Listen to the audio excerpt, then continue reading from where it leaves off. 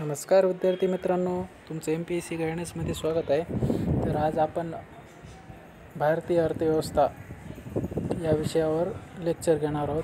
त्याचा फायदा तुम्हाला राज्यसेवा पूर्व परीक्षा, राज्यसेवा मुख्य परीक्षा आणि राज्य कर निरीक्षक म्हणजेच STI मेन्स याकरिता पण उपयोग आहे आणि कंबाईनच्या परीक्षेसाठी पण जे 15 मार्काला विचारायचे ते तो पण कवर करणार आहोत. तर चला सुरुवात करूया. या नोट्स काढलेल्या आहेत त्या आधारित सुरुवात करूया आपण. तर भारतातील आर्थिक नियोजन हा टॉपिक सुरुवातीला घेऊयात. तर 1921ला रशियामध्ये लेनिनने एक NEP योजना मांडली. NEP म्हणजे काय, त्याचा फुल फॉर्म न्यू इकॉनॉमी पॉलिसी. तर त्या योजनेला अनुमोदन दिलं जोसेफ स्टॅलिन. हे लक्षात ठेवा, असं विधान येऊ शकते रशियामध्ये कोणी योजना मांडली. तर 1928 स्टॅलिनने NEP बाजूला ठेवून रशियाची जलद प्रगती घडवून आणण्यासाठी पंचवार्षिक योजना सुरू केल्या. नाव दिले त्याला ग्रॉस प्लॅन. आणि हेच आपण भारतानं हीच रशियाचीच योजना, पंचवार्षिक योजना जी आपण सुरू केलेल्या आहेत 1951 पासून, त्याच योजना या रशियाची कॉपी केलेली आहे आपण. तर पाहूया. 1943 ऑस्ट्रियामध्ये रोझेनस्टीन रोडान या अर्थतज्ञाने बिग पुश मॉडेल मांडले. तर मित्रांनो, ह्या नोट्स PDF स्वरूपात जर पाहिजे असतील तर थोड्याच दिवसात आम्ही उपलब्ध करून देऊ. त्याचे डिस्क्रिप्शनमध्ये लिंक देऊच. तर शेवटपर्यंत व्हिडिओ नक्की पहा. तर पाहूया. विश्वेश्वरैया योजना 1934ची आहे. सर्वप्रथम भारतीय नियोजनाची रूपरेषा मांडली the planned economic of India या पुस्तकातून. त्याचा भर होता औद्योगिकरणाला. औद्योगिकरण करा किंवा नष्ट व्हा. औद्योगिकरण करा किंवा नष्ट व्हा.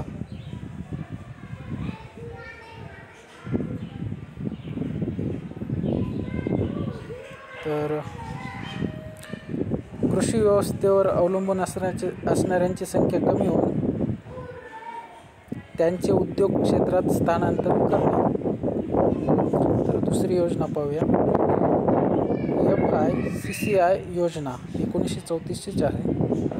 त्याचं full form federation of Indian chambers of commerce and industry. FICCI या संघटनेने श्री NR सरकार यांच्या अध्यक्षतेखाली एक राष्ट्रीय योजना सुचवली. भांडवलदारांचा समावेश असूनही FICCIने मुक्त अर्थव्यवस्थेला विरोध केला आणि एका राष्ट्रीय नियोजन आयोगाची गरज बोलून दाखवली. तर 1929च्या मंदीतून सावरण्यासाठी जगातील प्रमुख अर्थव्यवस्थांनी केन्सवादी विचारसरणीचा अवलंब केल्यामुळे FICCIनेही त्याच मार्गाचे नियोजन करण्याचा सल्ला ब्रिटिश सरकारला दिला. तर पुढे पाहूया. काँग्रेस योजना राष्ट्रीय नियोजन समिती. ही खूप महत्त्वाची आहे मित्रांनो. यावर प्रश्न हमखास येतो दरवर्षी. 1938ची आहे.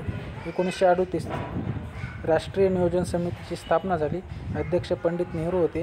त्याच्यात 15 सदस्य होते आणि 29 उपसमित्या होत्या. तर 1938ला हरिपुरा अधिवेशन झालं, तेव्हाच त्याचे अध्यक्ष सुभाषचंद्र बोस होते.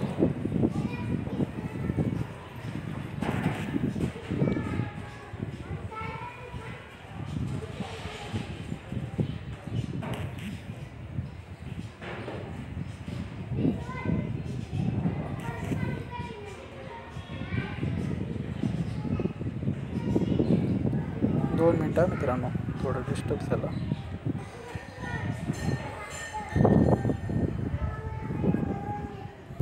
तर पाहूया.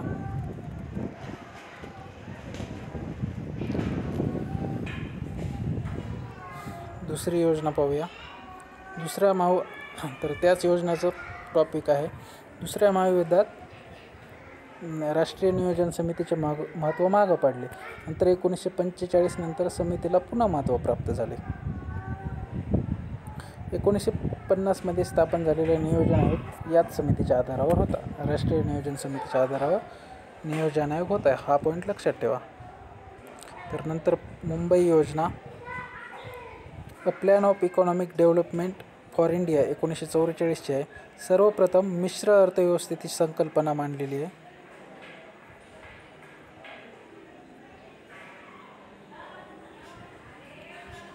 सर्वप्रथम मिश्र अर्थव्यवस्थेची संकल्पना मुंबई योजनेत मांडलेली आहे. तर याचा भर कशावर होता पाहूया.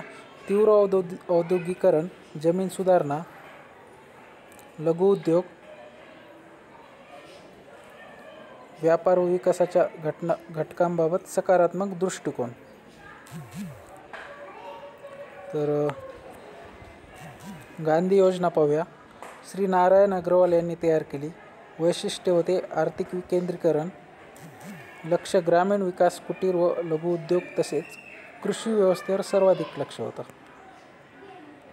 तर पाहूया जनता योजना आहे नंतरची.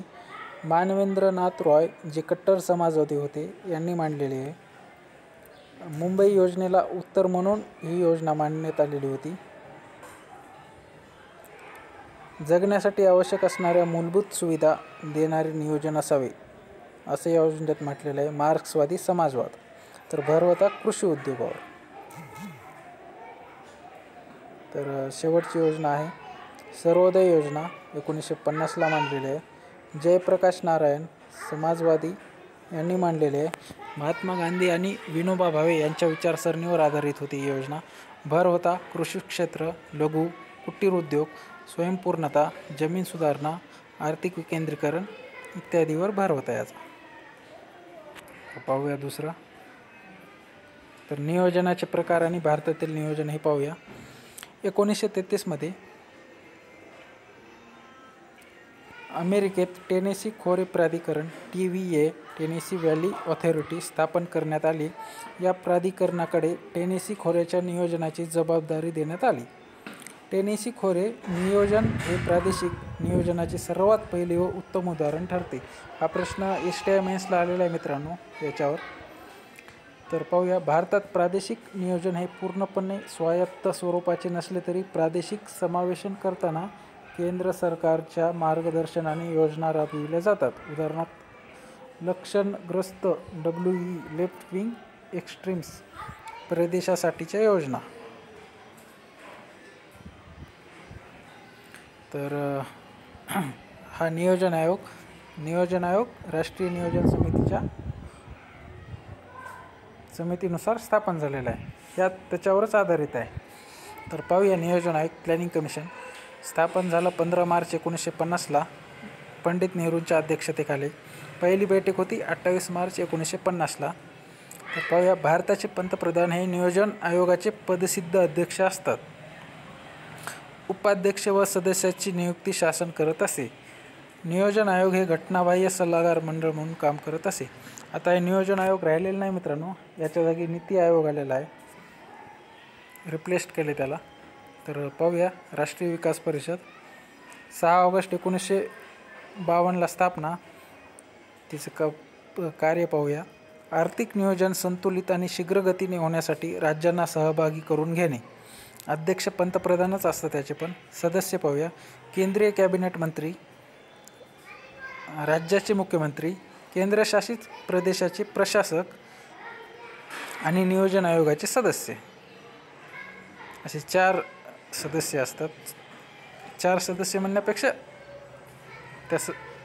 राज्याचे मुख्यमंत्रीमध्ये म्हणजे सर्व राज्याचे येतात. आता आपल्याकडे 27-28 राज्य आहेत.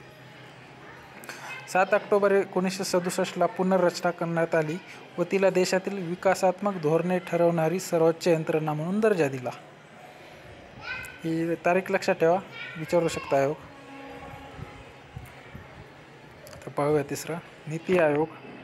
मित्रांनो हा प्रश्न आलेला आहे कंबाईन प्रीला. याचा फुल फॉर्म, नीतीचं फुल फॉर्म आहे national institution for transforming India. तर मित्रांनो आयोगानं फक्त इन्स्टिट्यूशनच्या ऐवजी इन्स्टिट्यूट केलं होतं, त्यामुळे तो प्रश्न रद्द झालेला आहे कंबाईन 2019च्या प्रीला. तर पाहूया. 15 ऑगस्ट 2014ला घोषणा झाली. पंतप्रधान नरेंद्र मोदी यांनी घोषणा केली आपल्या स्वातंत्र्य दिनाच्या भाषणात. त्यामुळे 1 जानेवारी 2015ला स्थापन झालेली आहे. अध्यक्ष असतात पंतप्रधान, पहिले अध्यक्ष अर्थातच नरेंद्र मोदी. उपाध्यक्षची नेमणूक पंतप्रधानच करतात. सध्या राजीव कुमार आहेत. राजीव कुमार सध्या आहेत, दुसरे आहेत ते राजीव कुमार. याआधी अरविंद पनगारिया पहिले होते, हे लक्षात असू द्या. पहिले अध्यक्ष अरविंद पनगारिया होते. तर पूर्णवेळ सदस्य पाहू. सध्या संख्या स्पष्ट नाही आहे. सध्या असलेले पूर्णवेळ सदस्य Vivek Debroy, doctor V K Saraswat, Shri Ramesh Chand, doctor V K Paul. अर्धवेळ सदस्य 2 आहेत. कमाल 2 तज्ज्ञांची विद्यापीठ किंवा संशोधन संस्थांमधून निवड केली जाईल. हे पद बदलत राहणारे असेल. अद्याप नेमणूक झाली नाही या सदस्यांची. तर पदसिद्ध सदस्य पाहूयात. 4 असतात. केंद्रीय मंत्रिमंडळातून किमान 4 मंत्र्यांची नेमणूक होते. सध्या तीनच आहेत, राजनाथ सिंग, सुरेश प्रभू आणि राधामोहन सिंग. तर CEO पाहूया याचा, मुख्य कार्यकारी अधिकारी. पंतप्रधानांद्वाराच सचिव स्तरावरील व्यक्तीची नेमणूक करते. आपले PM करतात नेमणूक यांची. सध्या श्री अमिताभ कांत आहेत. प्रशासकीय परिषद पाहूया याची. सर्व राज्यांचे मुख्यमंत्री व केंद्रशासित प्रदेशाचे नायब राज्यपाल असतात यामध्ये समाविष्ट. तर पाहूया प्रादेशिक परिषद पाहूया आता. ठराविक विषय व किंवा अनेक राज्यांशी निगडीत आकस्मिक व इतर विषयांसाठी पंतप्रधान प्रादेशिक परिषद स्थापन करतील. राज्यांच्या मुख्यमंत्री व केंद्रशासित प्रदेशाचे नायब राज्यपाल पण असतात आणि याचे अध्यक्ष प्रादेशिक परिषदेचे नीती आयोगाचे अध्यक्ष किंवा त्यांनी नेमणूक केलेली व्यक्ती असते. तर विशेष आमंत्रित सदस्य पाहूया. PM द्वारा तज्ज्ञ, विशेषज्ञ किंवा तत्सम ज्ञान असणाऱ्या व्यक्तीची नेमणूक. कमाल संख्या निश्चित नाही. सध्या आहेत नितीन गडकरी, थावरचंद गेहलोत आणि स्मृती इराणी. तर पाहूया नीती आयोगाचे कार्य काय पाहूयात. विकास प्रक्रियेत योग्य दिशा व धोरणात्मक आदाने पुरवणे, राज्याच्या सक्रिय व निरंतर सहभागाने नियोजन आखले जाणे, केंद्र व राज्य सरकारला धोरणात्मक व तांत्रिक सल्ला पुरविणारी वैचारिक संस्था थिंक टँक, आंतरमंत्रालयीन व केंद्र राज्य समन्वय साधून विकासासाठी संघराज्य व सशक्त राष्ट्र निर्मितीस सर्वोच्च प्राधान्य दिले जाते. सहकारी संघराज्याच्या तत्त्वास अत्यंतिक महत्त्व दिले जाते. तर मित्रांनो, हा झालेला आहे आपला पहिला टॉपिक झालेला आहे. याच्या नोट्स तुम्हाला थोड्याच दिवसात मिळून जातील आपल्या चॅनलवर. तर पुढचं लेक्चर असेल पंचवार्षिक योजनेला. दररोज संध्याकाळी 4 वाजता रेडी राहत जा. 4 वाजता रोज होणार आहेत आपले लेक्चर. दर 2 दिवसांनी किंवा रोज होणार आहेत. जसा टाईम मिळेल तसं उपलब्ध होणार आहेत. त्यामुळे लॉकडाऊनमुळे मध्ये तुमचा इकॉनॉमिक्स एकदम परफेक्ट होऊन जाईल. जर तुम्ही हा व्हिडिओ जास्तीत जास्त शेअर करा, आपले चॅनल सबस्क्राईब करा नवीन असाल तर, आणि लाईक करा. काय सजेशन असतील तर कमेंट करा. धन्यवाद.